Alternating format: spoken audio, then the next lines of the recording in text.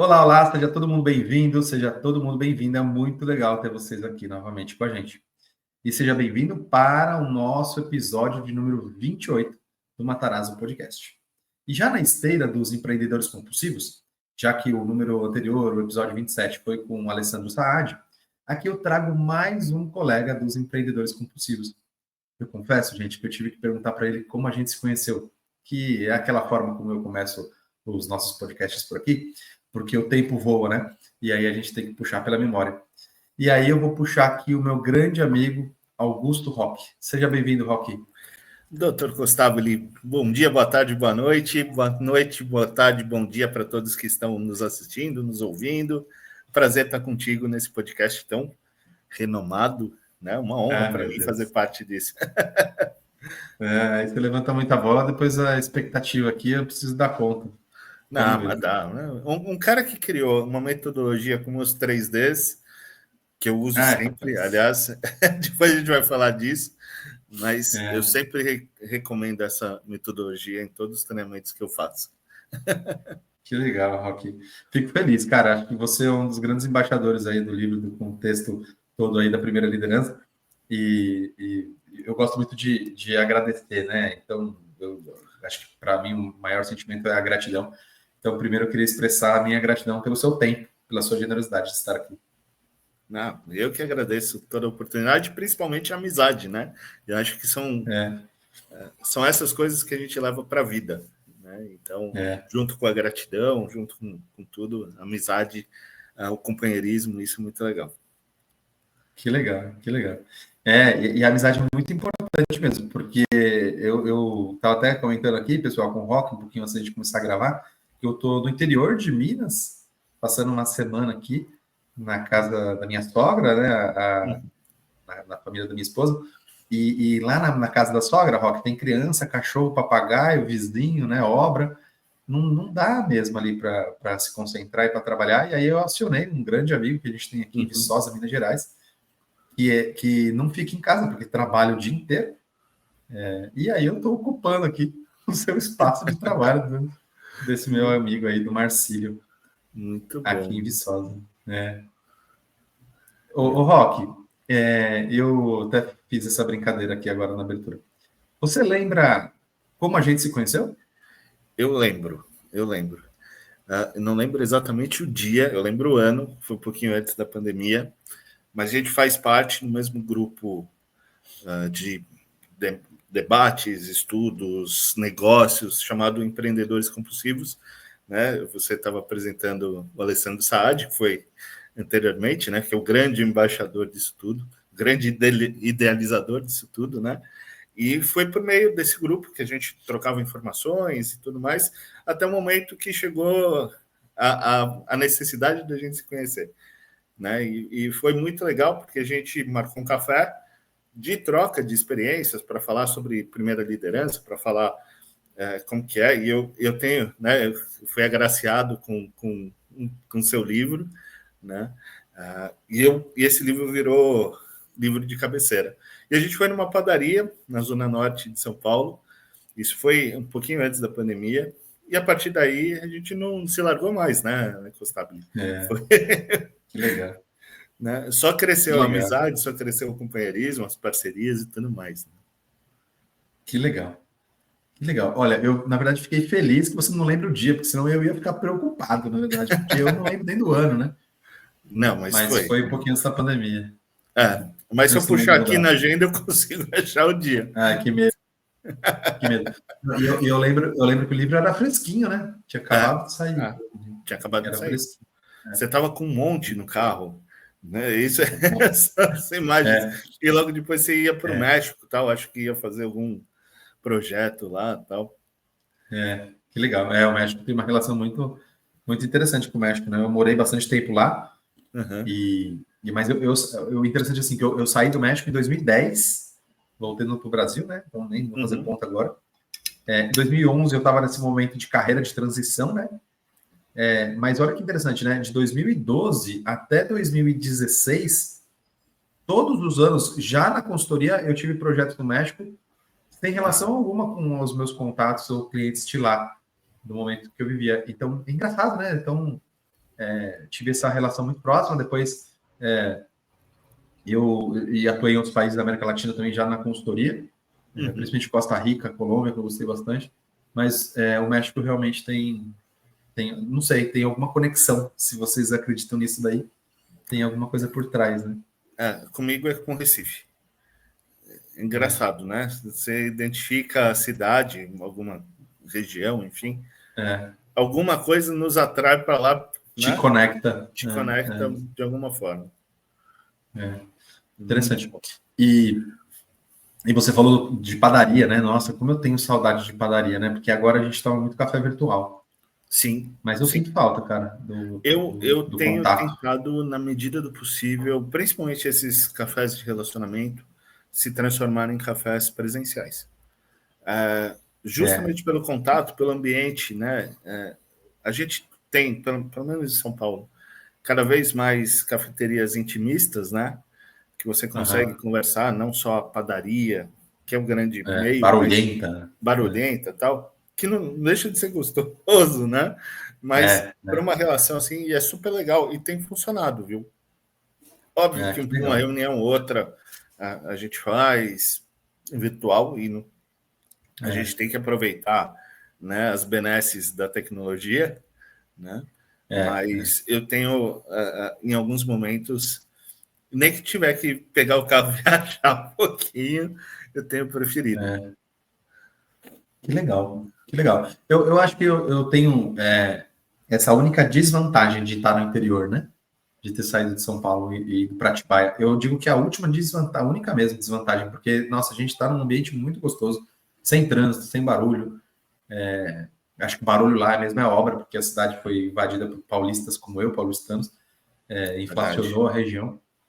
Mas a gente tem um privilégio, né, cara? A gente tem um privilégio de conseguir criar as crianças ali no interior. Então, eu, às vezes, tenho uma aula no meio período de manhã, uma aula no meio período da tarde, aí eu tento enfiar algum café ali presencial no meio. Mas, olha, Roque, eu vou te falar a verdade, sair de Atibaia para ir tomar um café, eu não vou, não. Eu tenho que estar lá por algum motivo, né? Eu já faço o contrário. Tem algumas coisas que eu acho que dá para a gente justamente fazer isso pelas pessoas e pelas oportunidades que a gente tem. Né? Por exemplo, sair de São Paulo e ir para Atibaia sem ter um projeto, né? Por exemplo, te encontrar, para mim, seria um super prazer. E faço isso, né? Com o maior prazer. Preciso fazer depois mais. A gente junta, né? Vem daqui e tal, você cria uma agenda no lugar. Né? Mas preciso fazer mais. Né? Aliás, a gente pode sair com esse compromisso marcado aqui. Vamos sair. Eu preciso sair, pessoal, com esse compromisso marcado aqui com o Roque, porque da última vez que a gente se encontrou lá em Atibaia, a partir de casa, eu disse a ele que eu levaria para comer um bom parmegiana, porque parmegiana, gente, é uma das coisas que eu mais gosto na vida. E foi extremamente frustrante, galera, né, Roque? Foi extremamente frustrante. Então eu devo um outro parmegiana em outro lugar agora. É verdade, é verdade. Aliás, é muito engraçado a gente tratar disso, né? Porque isso conecta a gente para os negócios. Né? Era um super restaurante renomado, né? Em Atibaia, bonito pra caramba, tal. Mas quando chegou o prato extremamente frio, e a gente nem ia comer o parmegiana, né? A gente ia para um rodízio de petisco que não tinha petisco. E daí eu falei assim, verdade. Como que a gente gerencia pessoas e recursos? Né? E aí até conectando com os temas que a gente fala. Puxa aí. Né? Porque, não é possível. Eu sou o restaurante, tá aquilo no cardápio, sem contar o atendimento. Aquela a mocinha que não sabia o que fazer, o que tinha, o que não tinha, tinha que perguntar. Não sei se ela era nova ou não, né? Aí é um problema eu espero de liderança. Eu também. Eu também acho, cara. Mas aí é um problema claro de liderança. Eu não lembrava disso. Você está puxando aqui agora. Então, nesse restaurante, pessoal, tem tipo rodízio de boteco, né? De comidinhas de boteco. Só que a gente chegou lá e tipo assim, sei lá, de meia dúzia de petiscos, ela falou assim, putz, hoje não tem coxinha e não tem, sei lá, outra coisa. Assim, moça, como que não tem, né? Só isso que eu queria comer no rodízio. Então vamos de outra coisa, Ah, vamos de parmegiana. Nossa, mas demorou horas, a gente tinha horário, Tinha quando chegou horário. ficou frio, seco. Nossa, Parecia foi velho, né? Que extremamente já estava frustrante. lá, ou ficou requentado, ou ficou esperando, não sei. É, Né? frustrante. E você trabalha com isso, né? Puxando o que você Sim. tem feito agora aí de excelência de atendimento, da jornada. Conta um pouquinho para mim. Tanto a excelência, né? A experiência do cliente como a experiência do colaborador, que um está conectado no outro, tem sido o meu grande chamariz, né? Que tem feito eu trabalhar todos os dias e tudo mais. E a gente percebe que quando a gente fala de experiência do colaborador, a gente está falando da experiência que o colaborador vive dentro da organização. E se eu não prover isso internamente, eu não consigo gerar uma experiência para o cliente lá fora. Né? Então, é muito legal a gente entender essa correlação e até trazendo para esse caso que a gente vivenciou não tão legal, né? Poxa, será que eu estou cuidando bem do meu colaborador? Porque e vai do treinamento, vai da liderança, vai do ambiente, né? No ambiente não é só o ambiente físico, é o ambiente psicológico, a relação e tal, para eu encantar o cliente. Se eu não tiver tudo isso por trás, eu não consigo gerar, eu tenho um super produto, eu tenho uma super ação e tal. Eu não consigo. Tudo isso vai por terra, todo o conceito vai por terra, né? Então, tanto a experiência do colaborador quanto a experiência do cliente hoje tem sido os grandes norteadores, tanto de consultoria quanto de palestras e treinamentos que eu tenho desenvolvido. Que legal, que legal. Mas uma coisa que me chama a atenção na sua fala é que a experiência do cliente está conectada com a experiência do colaborador. Total. E isso já está entendido pelos seus clientes, Não, pela galera que chega nas não. palestras que Para são. os clientes, sim. Para os meus clientes, sim. Mas para o mercado ainda tem uma divisão. Né? Mas muito provavelmente nesse ano, mais tardar o ano que vem, eu acho que haverá uma consolidação disso. Porque está todo mundo ainda focando no produto. E é normal, né? É onde vem a receita. Só que eu preciso ter o background. Não adianta, Nas o produto empresas. não vende só, por si só, né? Nas empresas de tecnologia a gente usa muito o termo churn, né, que é a quantidade de pessoas que vai embora na minha carteira, né? Eu Isso. invisto em marketing milhões para trazer para dentro, vendo porque o meu produto é bom, mas se eu não tiver um pós-venda, um atendimento, um acompanhamento, um treinamento de uso, porque o produto pode ser bom e a galera não sabe Exatamente. usar, né? Exatamente. E levando para serviços, para restaurantes e afins na área de lazer, hotéis que a gente estava aqui comentando, cara, muitas vezes a gente não volta em razão do atendimento, né? A comida estando boa ou não ruim, é o atendimento que faz, né? Porque o espaço era gostoso, mas eu não tenho mais vontade de. A Elisa, minha mais velha, fala: ai, quando que a gente vai ali? Quando que a gente vai ali? Eu falo: não vai, não Não vamos vai, não. não Não vai. tô afim. Tem um restaurante que eu não volto desde 2016. E é uma rede. Hoje é mais fast food e tal. Mas por conta de um atendimento na véspera de Ano Novo, num hotel no interior, Marca. não vou mais nenhum. Nenhum. Mas o senhor. Não vou. Né? Então, o que é? Mas é uma norma na empresa? Né? Aí falta um alinhamento. Falta o Porque atendimento.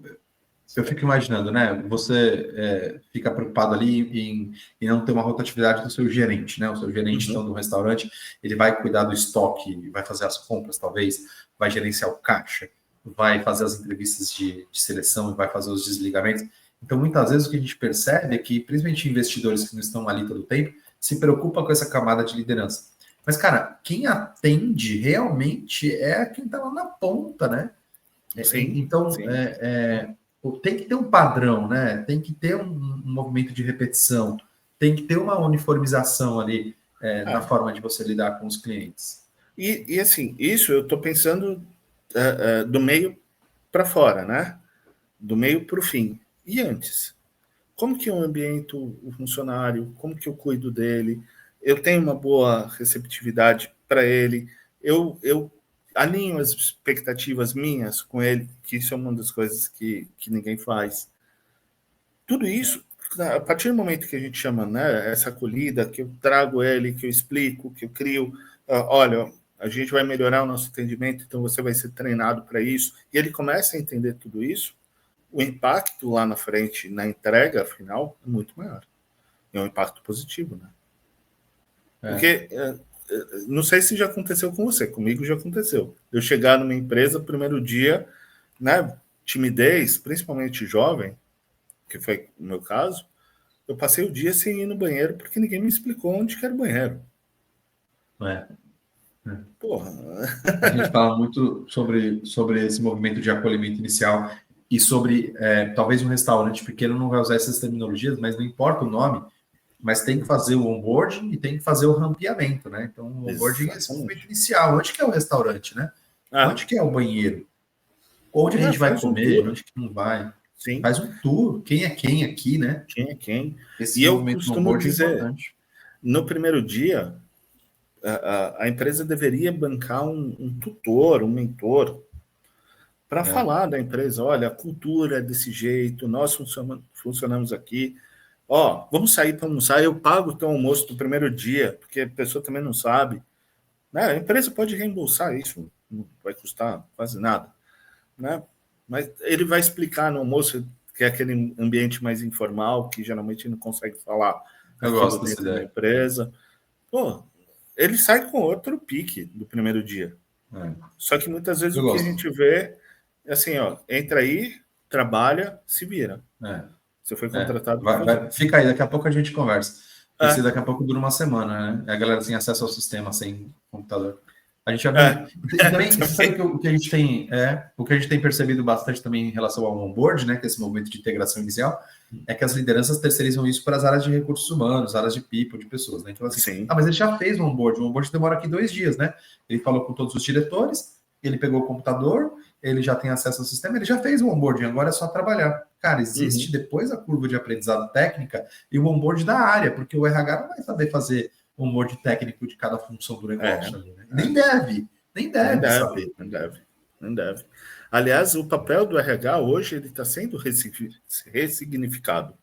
Né? Todo mundo fala, ele precisa cuidar de pessoas. Quem cuida de pessoas são os líderes. Né? O RH ele proporciona. Ainda, né? Não. O RH proporciona as ferramentas para as pessoas produzirem, né? Organizarem e tal. Só que é o líder que está lá, que conhece o funcionário, que ambienta, que tal. Né? Não é só, como você bem disse, não adianta só, é tudo lindo, maravilhoso, né? Eu dou um kit de onboarding, né? Caderno para a pessoa postar, só que eu não dou acesso no computador, não tem acesso no e-mail. A gente já viu. Eu entendo também que a liderança está cansada, tem muita gente que já nem queria estar ali, que tem um workload bem pesado, né? Termo em inglês bonitinho, para falar que a carga de trabalho está mal balanceada ali, mal distribuída. Mas uma coisa é o modelo de gestão do negócio, né? Então, são as agendas oficiais, obrigatórias, que o modelo de gestão imprime na companhia inteira. Então, por exemplo, né, como que se desdobram as metas, como se coloca no sistema, qual é o sistema de metas, quantos feedbacks formais no ano, qual é a avaliação de desempenho, onde vai, né, dar a nota ou não, e depois se tem ciclos de avaliação de reconhecimento, de promoções. Isso tudo é do modelo de gestão, né? E nas empresas que a gente costuma trabalhar, o modelo de gestão já está estruturado, já está organizado. E de repente a gente começa a entrar em empresas médias por ali, que a gente percebe que nem esse modelo de gestão ainda está claro. Então a gente teve que dar um passo para trás aqui para falar assim em algumas demandas. Olha, não é treinamento que você precisa agora de liderança. Porque a sua liderança ela precisa entender as restrições, a sua liderança ela precisa entender o calendário oficial. A sua liderança precisa ter estrutura para que ela possa ali operar. Então não adianta nada a gente tentar capacitar a liderança em termos de habilidades, só soft skills, se ela não tem uma agenda de liderança oficial da companhia. Então a gente tem que colocar isso um passo antes mesmo, tá? Para desenhar a jornada do colaborador. E pouca gente faz isso, né? Aliás, são 2 detalhes, né? A jornada, que são os macroprocessos, e o ciclo do colaborador. O ciclo é como que ele vivencia a jornada. Então, a jornada é o onboarding. Como que eu vou fazer e como que a cada colaborador vai vivenciar isso? Isso é a experiência do colaborador na veia. né? É Employee Experience na veia. E pouca gente percebe isso, porque, por exemplo, para você, na jornada, alguns pontos de recompensa são mais importantes do que para os outros. Então, eu consigo personalizar. Um exemplo. Dentro da jornada, eu tenho a remuneração e benefícios. Poxa, o que mais vale para você, Costabile? Eu sei a resposta e eu vou te provocar aqui. Mais vale jantar num restaurante para você gastar R$400, R$500, ou mais vale uma camisa do Corinthians autografada com os maiores ídolos? Não tenha dúvida. Né? Corinthians, né? Sim. É o Corinthians. E quanto que você vai gastar numa camisa? Quanto você vai gastar? É a mesma coisa. É a mesma coisa, cara. É a mesma coisa. É legal isso. Né? Só que isso faz muito mais sentido, né? Que é o cuidar, pô, é o entender.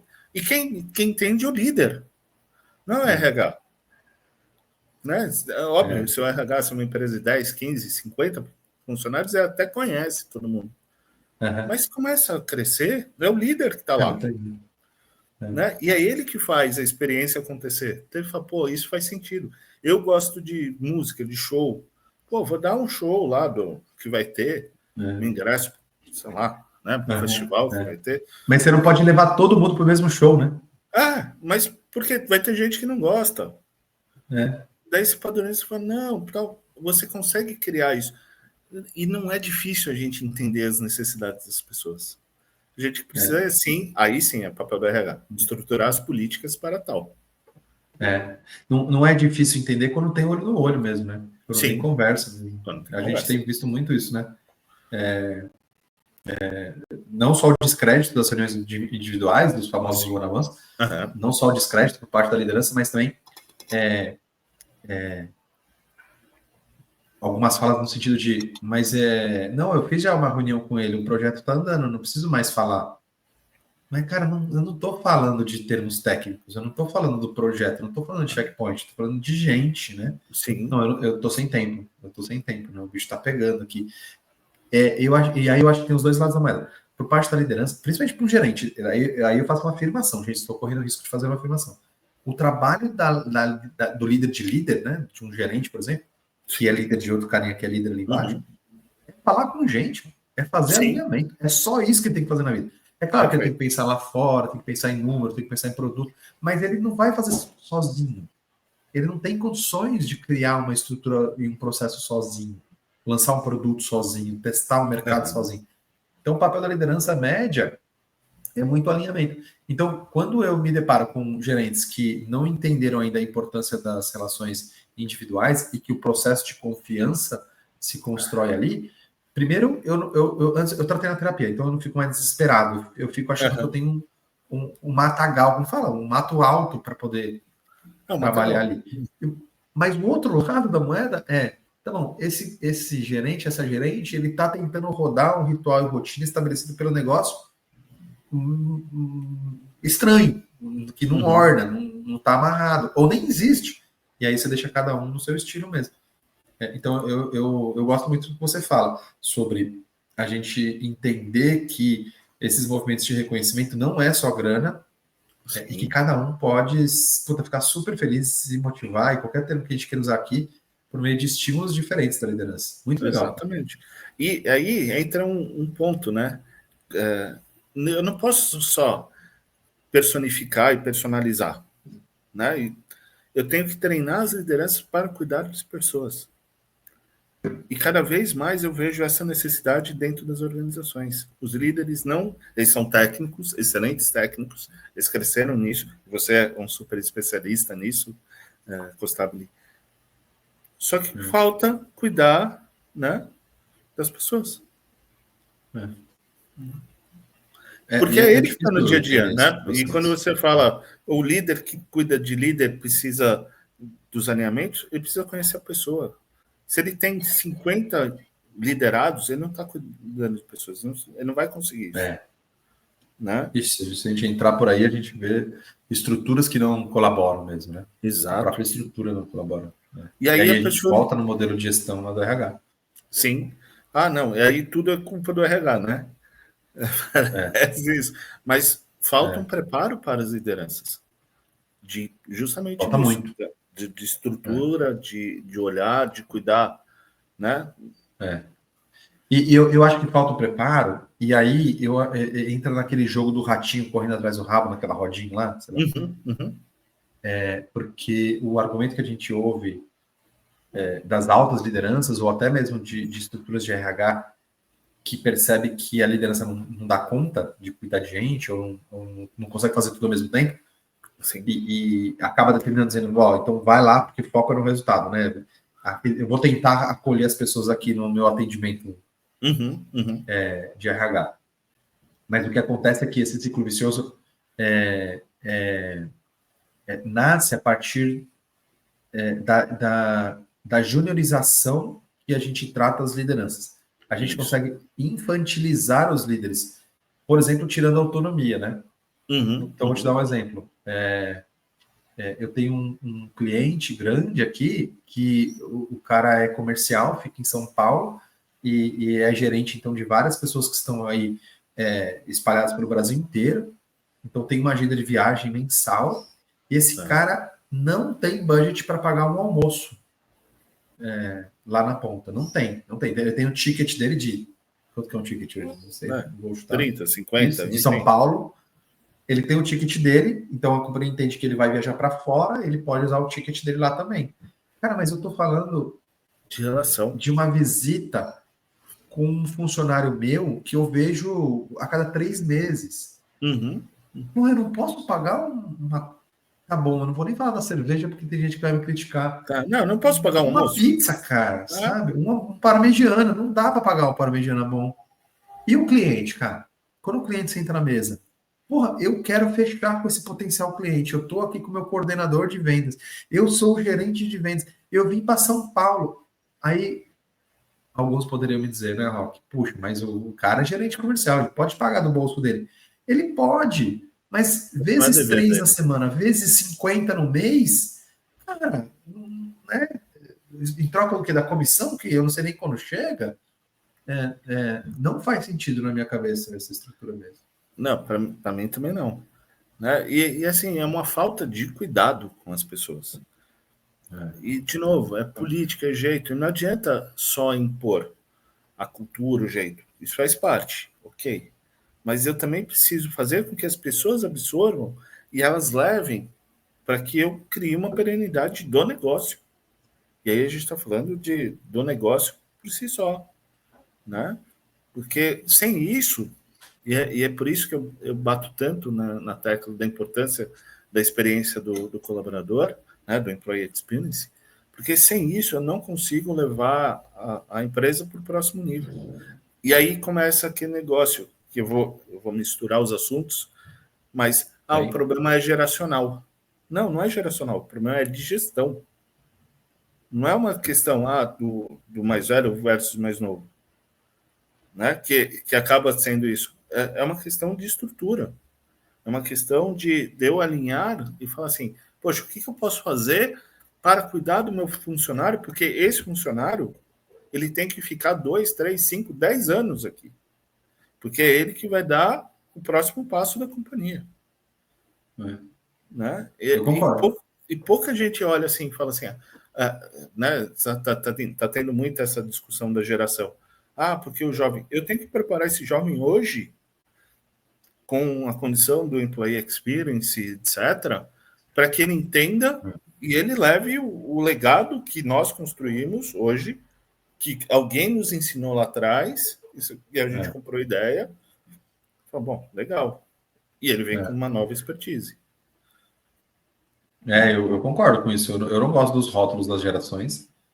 E eu estava vendo um material esses dias, procurando alguma coisa aqui nos meus materiais, e eu encontrei um trabalho que eu fiz de supervisores da Vale, cara, lá de 2012. Meu primeiro trabalho, assim, que eu viajei o Brasil inteiro, assim, pela consultoria, 2012. Tá. E um dos temas era gerações, cara.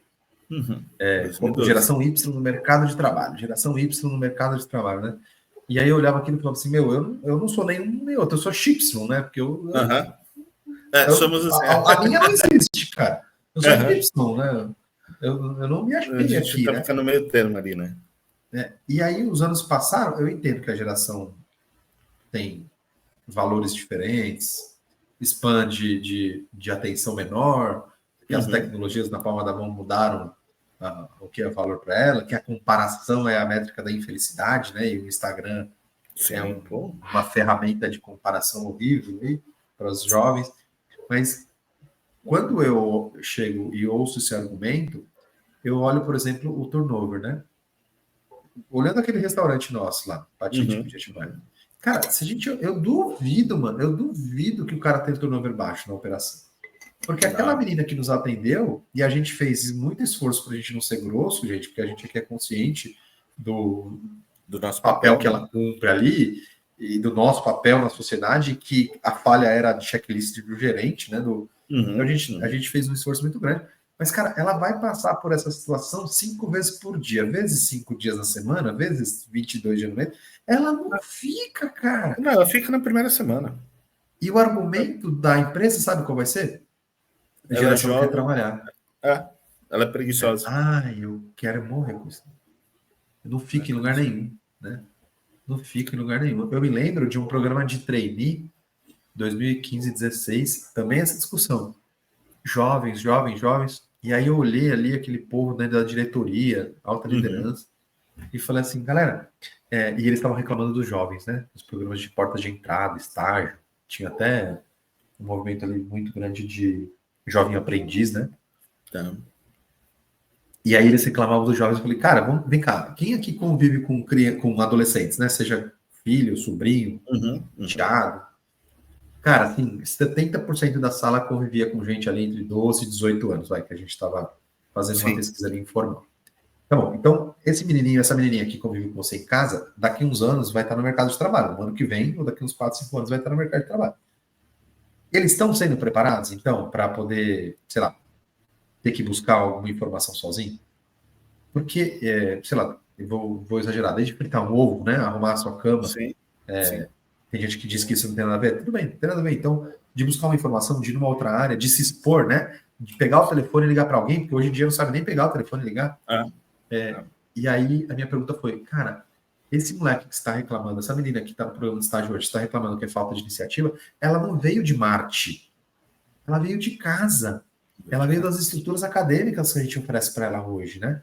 Então, qual que é a nossa responsabilidade enquanto cidadania também ali na formação de jovens profissionais? Verdade. É doido, né? É um problema de casa e de berço e um problema educacional que não estimula. Que não estimula. Eu nunca esqueço, eu estudei no mesmo colégio a vida inteira. Dos 8 meses aos 17 anos. Né? Eu vou omitir o nome do colégio aqui, por uma questão que a gente vai falar. Pô, 17 anos de colégio. É uma vida. Que tinha valores e tal. Logo depois me chamaram para ser presidente da Associação de Ex-Alunos. Pô, legal, tal, bacana. Criamos superação, que o objetivo era trazer mais alunos, justamente os filhos de quem estudou, tal. Bacana. Daí passou um tempo, saí e tal, dei oportunidade para outros tal, e eu voltei para o colégio, 2015 e 2016. Falei, olha, diretora do colégio, o mundo está mudando, vamos mudar as bases. Você não quer criar um programa de aperfeiçoamento dos jovens, criando educação financeira, virando youtuber, falando em 2016, ensinando eles caminhos profissionais, que depois o colégio está preocupado em preparar o aluno para o vestibular, tudo bem. Mas estou preparando ele também para essa nova vida. Estou esperando a resposta até agora. A hora que ela quebrar, ela liga. Hoje, na minha época, a gente tinha 7.000 alunos, hoje tem 1.500. Nossa, um colégio grande. Que não sabe se reinventar, né? Grandes empresas não sabem se reinventar. Né? E aí, de novo, aonde está o problema? Na liderança. Que não soube Né? Porque, assim, seja uma mercearia de bairro, um mercadinho, um cabeleireiro, um barbeiro, ou um colégio, ou uma empresa grande, alguém está tomando a decisão ou evitando tomar decisões e Sim. aí deixa a vida me levar. E essas escolhas ou não escolhas ao longo do caminho realmente vão pavimentar o resultado da companhia daqui a pouco. E o que a gente mais vê aqui é a terceirização da responsabilidade, né? Então, Isso. é o dólar, né? É o presidente, a chuva. Cara, mas quais foram as ações que você acolheu o seu time nos últimos 2 meses, 3 meses, né? O que a gente está olhando para o mercado, não? E eu acho que tem uma coisa a ver com crença mesmo, da pessoa não acreditar que vale a pena desenvolver pessoas, mas tem muita falta de informação mesmo. E aí eu acho que o nosso trabalho é tentar É ajudar e mudar ampliar isso. repertório, né? E tem um outro ponto, né, da liderança. A liderança, ela foi cunhada para não se expor, né?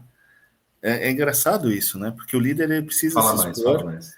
e, e ele não pode mostrar vulnerabilidade. E aí ele terceiriza isso para o outro. Né? Ah, a culpa é do presidente, a culpa é do cenário, a culpa é do dólar, a culpa é do A, a culpa é do B, a culpa é do... Só O que... foco é na manutenção do emprego, né? Só que mudou isso. O líder hoje, ele precisa... ele tem sentimento. Né? E tem um conceito muito legal, que é o conceito de liderança antifrágil, que veio do Nassim Taleb. Né? E é muito, muito bacana, porque, primeiro, o líder ele vive no caos. E você sabe muito bem isso, né, Gustavo? Ele vive no caos. Né? E a gente não sabe mais aquilo que eu aprendi na faculdade, né, planejamento de longo prazo, 10 anos. Hoje o longo prazo é 5 e olhe lá. Né? E olha Então, lá. e olha lá. Você fala assim, poxa, e a liderança antifrágil, ele faz com que o líder ele perceba que, primeiro, ele pode ser vulnerável. Segundo, que ele, ao ser vulnerável, ele também pode se permitir ser resiliente para entender as mudanças e, ao entender as necessidades do mundo, ele se prepara para aquilo que vem para o futuro. Ele dá um novo olhar e faz um ressignificado do seu propósito enquanto líder. Né? Então, Legal. isso as empresas estão começando a entender esse conceito de liderança antifrágil, que passa pela inovação, que passa justamente pela acolhida, pela adaptabilidade que ele tem, e também pela vulnerabilidade. Não, tudo bem, vai ter dias que eu não estou legal, vai ter dias que eu preciso entender qual o cenário, né, nebuloso, e ele deixa de culpar os outros, de terceirizar a culpa, para falar assim, opa, peraí, é responsabilidade minha transformar. Não importa de quem seja a culpa. Senão, a gente não anda. Se a gente ficar culpando só cenário político, só cenário econômico, você não faz. Me Agora, o conta que você qual aprendeu? dos últimos 40 anos, 50 anos, quando que a gente não teve, né? Um movimento Exato, assim, de dúvida exato, do panorama nacional ou internacional. exato. E aí você fala assim, peraí, o que eu tenho que fazer? Eu vou sentar e chorar? Ó céus, ó vida, né? As coisas não acontecem nunca comigo. É. Não, e E o tem líder... momentos de baixa energia, mas não pode deixar a peteca cair ali. A gente tem que se levantar e entender o que está no nosso papel ali, ou nas nossas mãos, né? Não, Rock, mas eu me lembro que a primeira vez que eu peguei assim no Liderança Antifrágil, eu falei, que estranho, não faz sentido isso não para mim, porque eu falava assim, cara, a gente está falando de segurança psicológica, a gente está falando de Amy Edmondson, a gente está falando de coragem, né, da Brené Brown, coragem de ser sim, imperfeito, coragem para liderar, e agora tem que ser antifrágil, não era a ideia de ser frágil, e aí ele desconstrói, né, desconstrói, esse né? conceito. E é muito Você tem bacana. trabalhado com isso? Eu tenho trabalhado bem, algumas organizações já têm, as grandes organizações entenderam esse conceito, né? E estão começando a aplicar, inclusive, para os trainees. Daí, aí volta naquilo que a gente está falando. Né? Eu tenho, por exemplo, treinamento agendado sobre esse tema para trainee. Então, vai da diretoria, gerência, está chegando na ponta final, né? E é bacana, porque você já começa a... Lembra que a gente falou de preparar o jovem para o novo cenário? Né? A gente vê isso, você fala, pô, que bárbaro. Né? Então, que legal. Quando chega no treino, você fala, essa empresa entendeu o seu papel. Que não são só as pessoas atuais. Ela tem o atual e tem o futuro. Tem que olhar para frente. Tem que olhar para frente, senão também não vai. Vou colocar o link do livro aqui embaixo, então. Tá bom. Olha eu espirrando aqui. Gente, um só para cada um. Um só para cada um. Faz parte de podcast. Aqui a gente não corta nada, não. Aqui é a vida real, né? Aqui não tem roteiro, fala aí. É verdade, Né? Então, eu vejo isso. E assim, eu estou vendo que para uns 2, 3, 4 anos para frente, empresas que não começarem a olhar sobre essa ótica vão começar a perder mercado. Porque é aquele negócio, nunca vai acontecer comigo. E eu sei tudo, o mercado vai engolir. Né? Daí entra a inteligência artificial, entra em N coisas que a gente tem que aprender, né? E cada vez mais rápido, né? Cada vez mais rápido. Você pega, na nossa época que a gente ingressou no mundo do trabalho, né? Você tinha grandes corporações, e aí quando tinha uma entrada ali de um novo concorrente, cara, até aquela empresa escalar, ganhar estrutura, mercado, distribuir pontos de atendimento. Cara, aquilo demorava, né? Então, a gente pega aqueles casos clássicos de empresas topo do mercado, top 3, que perderam o mercado. Cara, demorou 10 anos para perder mercado, foi uma demora mesmo ali em perceber que o mundo estava mudando. Com a entrada da tecnologia, putz, esses 10 anos diminuíram aí pela metade, diminuiu para 4 anos. Cara, hoje não, cara, você tem aí meses, né? Você tem aquela curva de aderência da tecnologia, quanto que demorou para chegar a televisão, rádio, e hoje, né, os aplicativos de celular. Cara, hoje, em alguns poucos meses, realmente, a gente pode se transformar em um alvo fácil do mercado, né? E assim, acontece. Isso, né? Vai acontecer. Cada vez vai acontecer. Né? A gente... Eu pergunto para você que está assistindo, qual que é o impacto do ChatGPT no seu negócio, na sua área, na sua atividade? Eu nunca mexi. Se você nunca mexeu, já foi. Eu acredito que e tudo bem também, né? Se alguém ainda não mexeu, mas se você não mexeu e você não entendeu, e se você respondeu para o Rock essa pergunta dizendo não vai impactar, é porque você não entendeu o que está acontecendo. Não entendeu, né? O nosso trabalho aqui, nos bastidores de consultoria, já está 100% impactado pelas estruturas de inteligência artificial. Não, eu vou dar um treinamento nessa próxima semana, justamente como combinar apresentação com inteligência artificial. Então, as empresas também estão querendo. Eu falo, opa, peraí, como que isso pode gerar vantagem competitiva? Mas eu tenho medo, e acho que isso não vai mudar meu mundo. Vai mudar o mundo dos seus consumidores, dos seus funcionários futuros. Já mudou, né? Dos seus concorrentes, né? Efetivamente.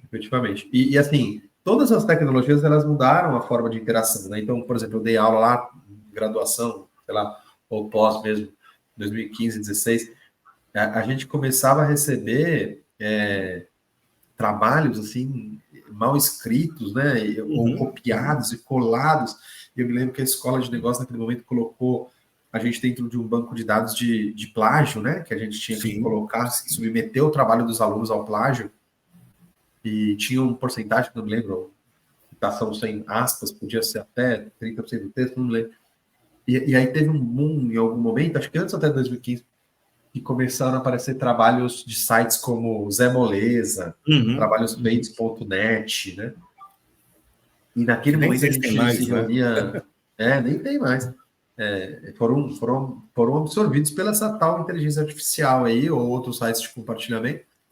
E eu lembro que a discussão na sala dos professores era putz, e agora? Eles não pensam mais, eles não vão dedicar mais tempo, eles vão tentar dar Ctrl-C, Ctrl-V. E aí a gente recebia aqueles trabalhos em que o capítulo 1 tinha uma fonte, o capítulo 2 tinha outra fonte, o espaçamento lateral era diferente, o espaçamento entre linhas. Falava, gente, é um trabalho de equipe. Não era não. Na verdade, uma pessoa fez uma pessoa fez outra, outra imprimiu e outra entregou, né?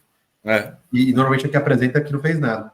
Era desesperador, assim. E hoje, com o advento da tecnologia da informação aí, do AI, da inteligência artificial, a gente está vendo mais movimento das pessoas se isolarem. Então, eu não preciso mais, por exemplo, fazer um pequeno grupo, eu leio um capítulo, você lê outro, e eu faço um resumo, você faz outro, e depois a gente... Eu não preciso mais, porque a inteligência artificial já está fazendo tudo isso. Só que está faltando senso crítico, está faltando leitura depois da geração do texto, né? Eu, pegando essa dor, em uma universidade que eu dava aula, eu pedi um trabalho feito no ChatGPT. Logo que estava começando e tal, teve gente que copiou do outro. Mas, gente, é brincadeira, né? Agora, pouca gente está começando, e esse é um ponto legal para a gente puxar. Qual que é a grande vantagem da inteligência artificial? Te fazer questionar. Né? Esse é o Tomara. Não, mas sem um questionamento, mesmo que simples, a pergunta tem que ser feita, né? Tem que ser feita. E foi uma das coisas que a gente estava perdendo no meio do caminho, porque a gente estava em piloto automático, né? E eu acho que com o passar do tempo a gente vai voltar a ter questionamentos. Pô, será que é isso? E aí eu volto a ter senso crítico. É o que eu acho, é o que eu espero. Né? Então... eu entendo essa história da construção dos prompts, né? Mas isso é uma coisa, sei lá, um ano, talvez, um pouquinho menos. Eu me lembro de uma situação em que a gente não conseguiu avançar muito num trabalho que a gente estava fazendo com inteligência artificial, e aí alguém falou assim, cara, você tem que melhorar os prompts. Eu falei, o quê? Tipo, eu fiz pergunta, ela devolveu, eu fiz pergunta, ela devolveu. Só um parênteses aqui, gente, existe um mundo diferente entre o chat GPT pago e o chat GPT free, sem nem para falar do DeepSeek, que é a nova que chegou por aí há pouco tempo. Sim. Então, a minha base aqui já é o chat GPT pago. E aí eu me lembro que o cara falou assim para mim, não, precisa melhorar o prompt. Aí eu tive o privilégio de bater um papo, tomar um café presencial em Guarulhos com a minha amiga consultora Cíntia Martins. E ela falou, não, isso tá dominado aqui para mim. Eu falei, como assim? Me fale mais sobre isso. E aí, cara, ela me ensinou como treinar a minha assistente virtual. E hoje ela tem até nome, cara. Hoje a minha Sofia, ela se deu nome. Ela mesma se deu nome. Ela é minha assistente de pesquisa, né? Então, todas as pesquisas, ela me ajuda. E aí eu fazendo pergunta, ela devolve. E eu falo, não faz sentido, ela explora mais. Aí é muito legal a gente explorar esse mundo da inteligência artificial. Não vejo mais como ter volta, cara. Eu também acho que não. Né? Também acho que não. E isso é uma ferramenta importante para a liderança. Não vai substituir a pessoa, mas vai criar do mesmo jeito que foi o computador. Né? Do mesmo jeito, vai indo para mais... Eu acho que não é tanto público. Né? Na época que a gente teve máquina de escrever. Né? Se a gente pega a história, quem escrevia muito à mão, nossa, máquina de escrever e tal, vai acabar. Depois veio a máquina elétrica, veio o computador, agora a inteligência artificial, são ferramentas que auxiliam a gente no nosso dia. Então, nesse sentido, né, a gente entende que a liderança, em algum momento, hoje ainda está em construção, mas a liderança ali de uma empresa estruturada, uma empresa que tem um ciclo de gestão ali já bem definido, né, uma jornada do colaborador com processos mapeados, vai ter uma resposta na mão, né, quando a pergunta é bem feita, ou um PEC ali, umas perguntas frequentes. Então, as ferramentas não vão faltar para as lideranças, né? Então, vou dar um exemplo. Uma das ferramentas que a gente mais usa aqui nas formações de liderança e que a galera adora é um roteiro de um papo de alinhamento. Eu aprendi, inclusive, com a Cintia. Como que a gente faz bons alinhamentos? Cara, a galera não faz alinhamento, né? Só que essa resposta está no chat GPT. Essa resposta está na árvore de decisão da companhia. Então, tem uma caixinha lá que tem um template de como conduzir conversas de alinhamento. Sim. Só que eu dependo de alguém chegar e falar assim, oi, moça do computador aí, do AI, como é que eu faço um alinhamento? Então, a ferramenta não é mais segredo, a ferramenta é commodity, a ferramenta tem disponível na internet, no chat GPT, no que você quiser na vida. mas você tem que ter a iniciativa de escrever e fazer uma pergunta. Exatamente. E essa análise crítica, eu acho que a gente vai ter que começar a trabalhar com quem ocupa posições de liderança. Principalmente liderança média, porque a primeira liderança, ela é o coringa e técnico ainda da operação, né? Tentando apagar incêndio. E a gente precisa olhar para ela dizendo, olha, você tem que cuidar de gente também. Né? Além da operação, gente. Além da operação, gente. Mas uma liderança média, volto a falar de novo na questão dos alinhamentos, não só para o time, como lateral, que é onde entra o ego, o jogo político. Exatamente. As alianças para tentar vender o projeto mais importante lá para cima, né? Não, e o alinhamento também é de baixo para cima, né? É bottom-up. Então, o que a gente tem construído aqui é que desde o momento que você assume a primeira liderança, você entende que você tem que fazer esse alinhamento de baixo para cima. Então, o cara lá de cima me conta uma história, eu preciso tentar entender, traduzo o que esse cara quer e jogo no meu time. Então, quando o coordenador, o supervisor, seja numa linha, seja no restaurante, esse cara vai entender, essa menina vai entender, tem que traduzir o que vem lá de cima para o time que está lá embaixo. Exemplo clássico. Veio em inglês, eu uso minha ferramenta chamada Google Translator, falo mais ou menos, traduzo e jogo pro meu time. Pô, fiz o meu papel de tradutor. Quando você vira líder de líder, você demora para entender que não é só mais assim. Que agora tem uns carinha do lado. Então o alinhamento acaba virando cruzado. E demora-se muito para perceber que postura, que alianças, que combinado 5 minutos antes da reunião é importante para você não expor ninguém de supetão ali numa reunião com alguém da alta liderança. A gente quer entrar com 2 pés no peito enquanto o gerente novo resolvendo os problemas. E aí a cultura come a estratégia do café da manhã, né? Aí sim. Aí os caras me derrubam mesmo. É igual treinador de futebol que o time derruba, não tem jeito. E é tão fácil perceber quando isso está acontecendo. Faz muito. Né? E aí, de novo, qual que é a grande falha hoje dos líderes? Cuidar de pessoas.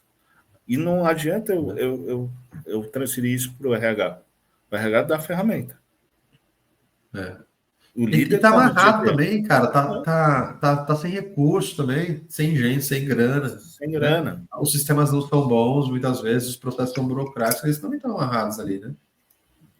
Também estão amarrados ali. E eu acho que a estrutura organizacional também impacta isso, né? Então, como você bem falou, né? Uma pessoa que é líder e tem ali 20 pessoas embaixo, 50 pessoas, não tem condições. Você não lidera, você só repassa. Porque aí vira um líder punitivo. Tudo bem, você vai falar assim, é que lá na ponta de uma linha de produção eu tenho um cargo chamado líder, ou supervisor, ou como a gente tinha no cliente, o cargo, a posição se chamava mestre. Eu chamo aquilo fantástico, né? Porque como que eu vou chegar pro mestre e falar, mestre, eu tô achando que o senhor tá errado? Não tem como falar pro mestre que o cara tá errado, mano. Mandou a missão dada, missão cumprida. E esse cara cuidava lá de 30 pessoas numa linha de produção.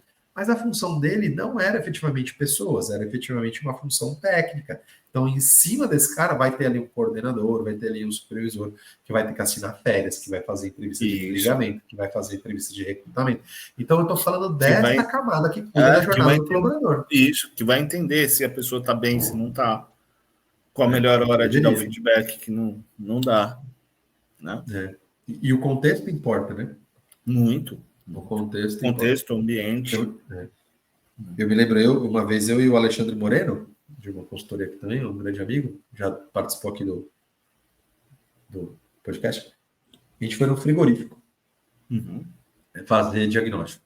E o tema era feedback. Né?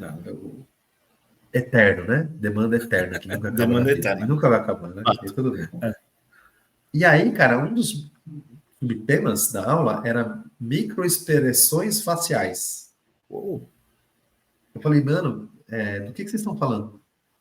Não, é porque veja bem, e a gente estava no corporativo, né? E ar-condicionado, aquela sala bonita no interior de São Paulo, né? Veja bem, o corpo fala, microexpressões, se o cara olhou para cima, eu já pensei, eu assistindo Light to Me, né? Aí eu falei, gente, eu preciso perguntar uma coisa para vocês, cara. Eu peço desculpa se eu tiver invadido o seu espaço. Qual foi a última vez que vocês foram no frigorífico? O cara do corporativo. Aí um disse assim, a gente fazia antes, mas a gente não faz mais. Ah, não, eu vim de lá, eu sei como é que funciona lá. O outro falou assim, não, eu tenho 3 meses aqui, não deu tempo ainda. O frigorífico era atravessando a rua. Meu Deus. Aí eu falei, gente, o cara tá usando balaclava, mano. Você é um cara de Fórmula 1, né? De Aham. corridas. O cara usa balaclava, o cara usa fone de ouvido, o cara tá com a faca na mão. E você quer que eu dê uma aula para liderança dizendo que ele tem que olhar as microexpressões faciais? Não Da onde, consegue. cara? Do branco do olho? Pois Né? é. Né? Não tem, o contexto importa. Então vamos tentar adaptar a mensagem para o Isso. público. Né? E você disse um ponto super importante: o contexto importa. E é muito importante para as lideranças, é muito importante para as organizações. Eu preciso contextualizar onde eu estou, de que forma que as coisas acontecem, para as coisas acontecerem. É. E o líder é responsável por entender esse contexto, né? Pois é. É desafiador. Às vezes a gente não sabe fazer pergunta, né, para entender o contexto. De novo, daí a gente volta, né, daqui do ChatGPT. A gente vai tanto no flow, né? A gente segue tanto o fluxo, e a gente esquece que o papel do líder também é puxar para frente, né? É. Pô, que legal. Ô, Rock, para a gente encaminhar aqui para os finalmente, Mas já, vou colocar aqui embaixo, papo então, né? bom. Na Passa gravação, rápido. a gente fica até amanhã aqui. Eu vou colocar aqui embaixo, então, onde que a gente te encontra, né? Tem o Uhum. LinkedIn, tem o Instagram também. Eu não sei se você quer colocar aí algum produto específico, me coloca aqui também depois ali na informação.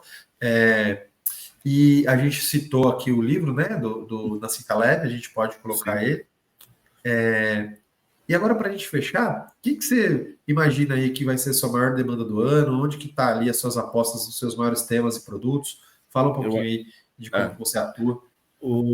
Bom, eu atuo tanto em consultoria, né, por meio da Molécula Consultoria, que é minha consultoria, quanto em treinamentos, né, palestras, treinamentos, workshops. E o que eu tenho percebido é trabalhar a experiência, na experiência do colaborador e do cliente. É uma demanda muito forte. E dos temas, né, eu tenho visto muito a experiência do colaborador impactando na experiência do cliente, né, esse linear super importante, e a liderança antifrágil. Não é porque só a gente falou, né, hoje já tem agendado alguns treinamentos para isso no decorrer do ano, né, então eu tenho visto que esse é um tema muito forte, muito presente no dia a dia, que vai impactar em gerações, que vai impactar em confiança, né, e tudo mais. Mas tudo está dentro do mesmo guarda-chuva, que é Employee Experience, Bom, dentro de gestão de pessoas. Então, que legal. foi o que permeou o nosso papo hoje, né? Muito bom. Eu te reconheço como um especialista no tema e sempre te indico aí, porque o Employee Experience eu acho que ele vai realmente mudar a forma com que a gente encara quem está dentro e, por consequência, o atendimento de quem está fora, né? De fora, Não é o contrário. né? Não é de fora para dentro, é de dentro para fora. As coisas acontecem de dentro para fora. Né? Eu costumo dizer assim, você vai numa hamburgueria famosa, aquela que tem 2 hambúrgueres, alface, queijo, molho especial, né? Que a gente não pode falar não. Não pode falar o nome. Se a pessoa não estiver bem ali, como que vai ser esse lanche?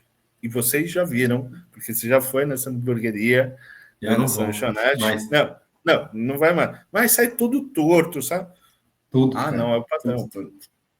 Não é o Padrão padrão. feio. Não é o padrão. Então significa que está tendo um problema ali. E não adianta falar que é o jovem. Não é o Não jovem. adianta, cara. Não adianta. Eu não, é um checklist, né? Tá? Tem que ter um checklist.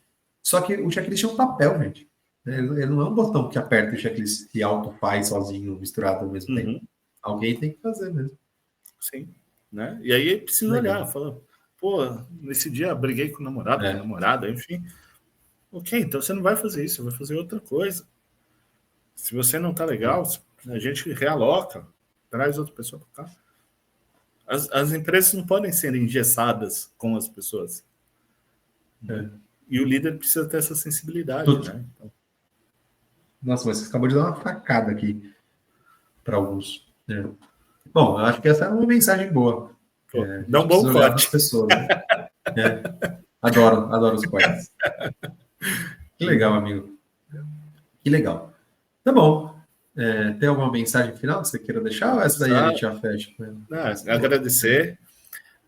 E aqui eu preciso fazer um jabá. Olha, os desafios da primeira liderança é livro de cabeceira para todo líder. Todo líder. E aqui eu falo como usuário.